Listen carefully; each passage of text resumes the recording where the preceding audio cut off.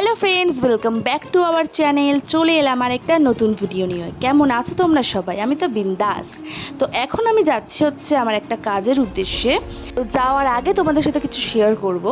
তো আমাদের ঘর তো অনেকটা কমপ্লিট হয়ে গেছে, তোমরা দেখেইছো। আগের দিন দেখিয়েছিলাম যে রং করা হচ্ছে, কিন্তু কী রং করেছি সেগুলো তোমাদের সাথে শেয়ার করিনি। তো এই ভিডিওটাতে শেয়ার করব। আর এখন তোমরা যেটা দেখতে পাচ্ছ সেটা হচ্ছে আমাদের যে ঘরের নতুন দরজা জানলাগুলো করা হয়েছিল, সেই দরজা জানলার জন্য আমরা আর কি দরজা অর্ডার দিয়েছিলাম। এখানে সব কাচের দরজা লাগানো হবে, তো সেগুলোরই মাপ নিতে এসেছিলো। তো এই হচ্ছে আমাদের বাইরের ঘরটা, মানে আমাদের ঠাকুরঘর এবং রান্নাঘর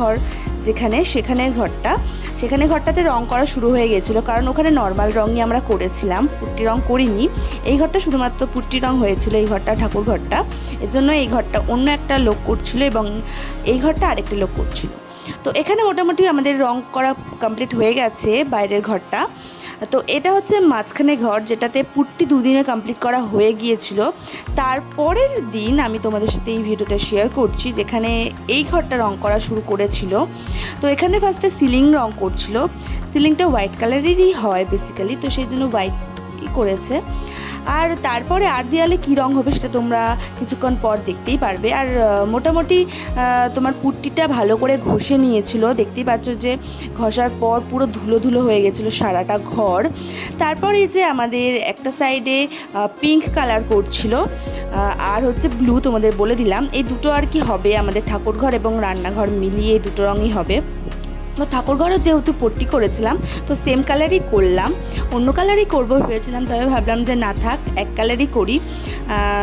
আর এই ঘরটা আমাদের, এই যে ঘরটা দেখতে পাচ্ছ তোমরা, তো সেটা হচ্ছে অন্য কালার করেছিলাম আমরা, লাইট গ্রিন কালার আর হচ্ছে সামথিং পার্পল কালার করেছিলাম। তো রং মোটামুটি পুরো ঘরেই হয়ে গিয়েছিল। এটাই হচ্ছে লাস্ট দিন। তো সেই দিনই আমাদের দরজা জানলার যে অর্ডার ছিল সেটাও চলে এসেছিলো। তো একসাথে দুজন আর কি কাজ করছিল, মানে দুজন মিস্ত্রি কাজ করছিল। দুজন বলতে গেলে অনেকেই কাজ করছিল, কিন্তু রঙের মিস্ত্রি এবং দরজা জানলার মিস্ত্রি দুটোই একসাথে কাজে লেগে গিয়েছিলো। তো এখানে হচ্ছে দরজা জানলা একদিকে লাগানো হচ্ছিলো, আর ওইটা হচ্ছে আমাদের রান্নাঘরের যে জানলাটা, ওটা আমাদের লোহারই দরজা, কিন্তু কাচের আর কি পাতিগুলো লাগানো হয়েছে। আর এখানে হচ্ছে আমাদের কাচের দরজা এবং জানালা করা হয়েছে। তো এই হচ্ছে ফাইনাল লুক আমাদের ঘরে, যে ব্লু কালার এবং পিঙ্ক কালার করা হয়েছে দেখতে পাচ্ছ তোমরা। এখনও ডেটোটা বাকি, ডেটোটা আর কি পরে করবে। ততক্ষণে আর কি অল্প অল্প রং প্রতিটা থেকেই বেঁচেছিল, সেগুলো রেখে দিয়েছিলাম, কারণ কখন কোন কাজে আবার লাগে। কারণ ওয়ারিং করবো যখন, তারপরে কোনো জায়গায় হয়তো জলটা উঠে যেতেও পারে, সেই জন্য আর কি সব রঙে একটু একটু বাঁচিয়ে রেখেছিল কাকু।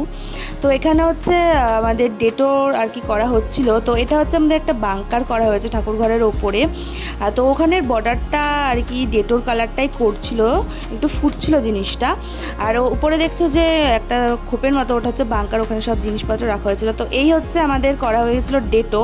তারপর দেখো ঘরটা আর কি পুরোটা আর কি কেমন লাগছে। তো খুবই সুন্দর লেগেছে। তো আমার কাছে, তোমাদের কাছে কেমন লাগলো অবশ্যই জানিও। আর তারপরে যেটুকু রং বেঁচে গিয়েছিল সেটুকু ভাবলাম যে আমাদের সামনে, আমাদের দোকানের সামনে, মানে আমাদের ঘরের সামনে রংটাও করে আর কি ফেলি, নষ্ট হবে তার থেকে করে ফেললেই ভালো। তো এই যে আমাদের দোকানে রং করা হচ্ছিল।